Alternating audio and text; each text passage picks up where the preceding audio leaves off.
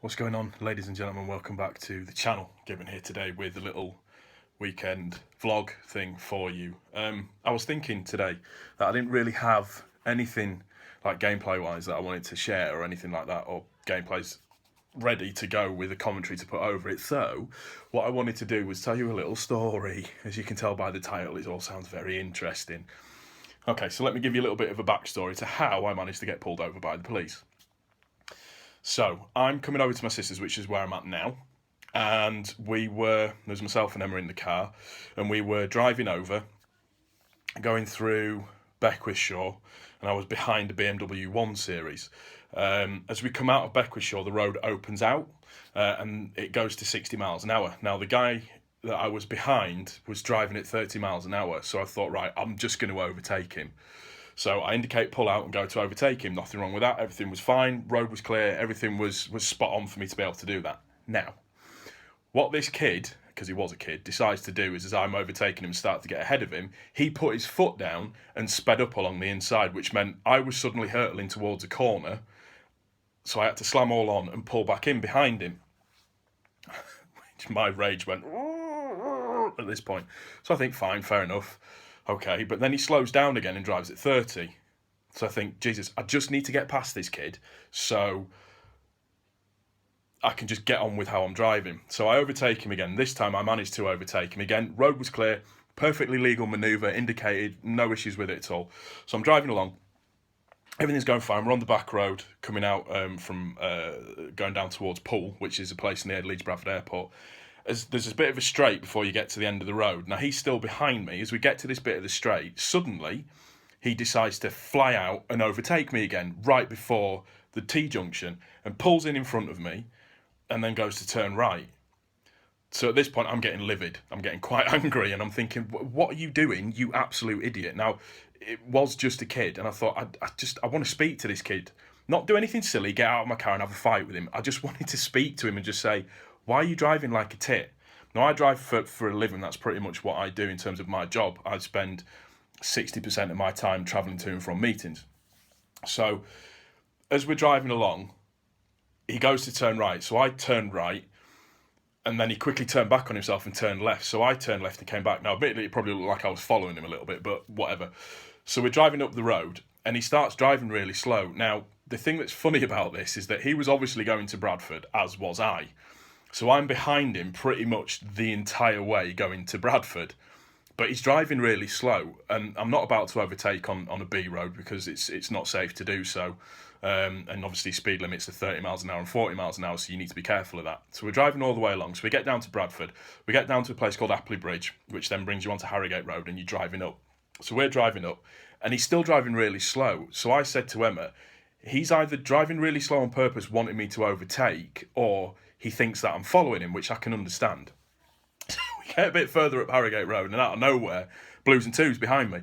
And I pull over, and I think, oh shit, here we go. Police car pulls up next to me and says, can you just go around that corner, park up, and we'll just have a little word with you. So I went, right, okay, not a problem. So I pull up, turn the car off, get out of the car, walk over to the policeman. He asked me to sit in the back of the car. He was very courteous. Must say, the guy from West Yorkshire Police, he was lovely, really, really nice. So I sit in the back of the car, and he says, we've had a bit of a report of a road rage incident.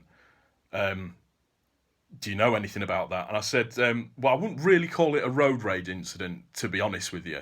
So would you like my version of events? So I give him my version of events, and I explain the story exactly the same as what I've just told you. And we're talking away in bits and pieces. I said, look, all I wanted to do was speak to the kid.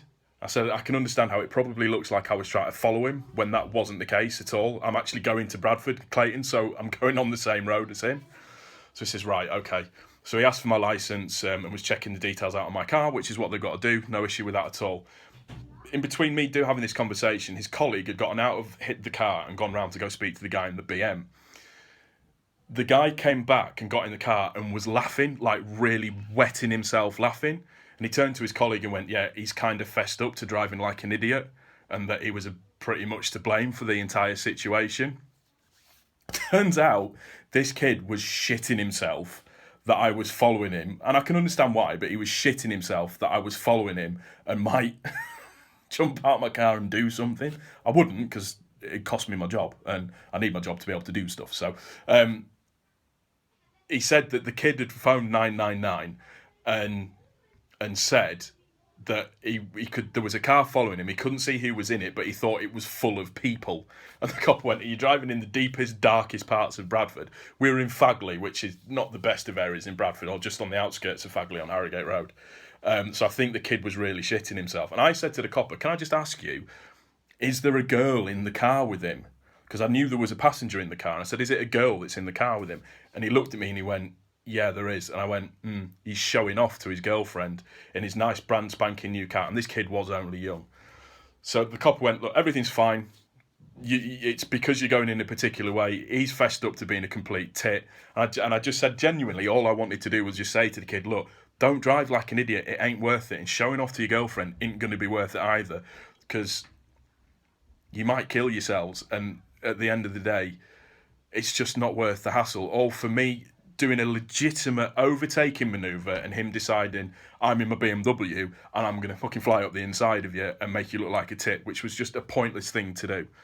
But it was just the fact that the guy was laughing. The copper was laughing, going, "Yeah, he's fessed up to it." What he was he was worried that there was a load of you in the car and you were going to get out and do something. And I said, "Nah."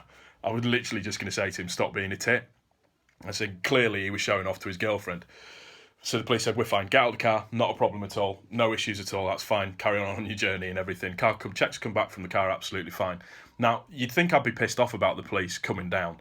The thing that did annoy me was that when I was in the cop car, suddenly a van pulled up behind me as well. I think that's because the guy in the BM had said that there might be loads of people in the car, and they pulled up thinking that they might have to arrest a load of people, which was just absolutely silly. But there you go.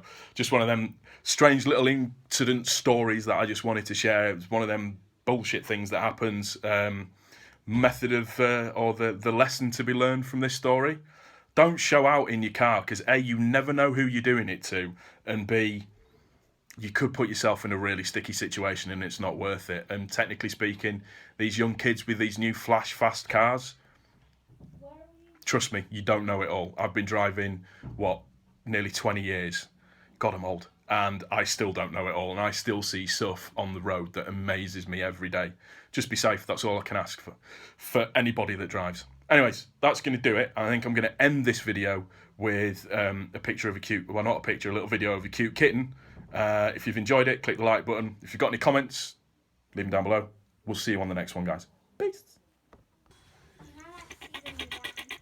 That's dogs.